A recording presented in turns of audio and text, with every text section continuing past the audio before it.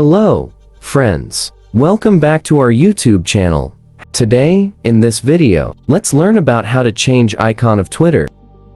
So let's get started. At first, we know that Twitter app is now changed to this app called X, as it is accurate by Xcall. To change this icon, we can simply download this icon changer app first, once you have done that. So let's get into this icon changer app. Now here, we need to choose the app. So let's get into this X app.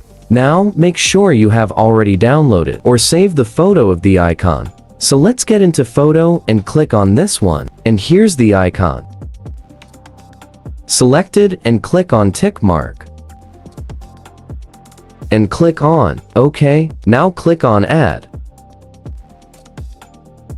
So now let's see. Here's the app and the icon it changed. So this is it. This is how we can change the Twitter icon in our Android. I hope you liked the video. Please do like and subscribe. Thanks for watching.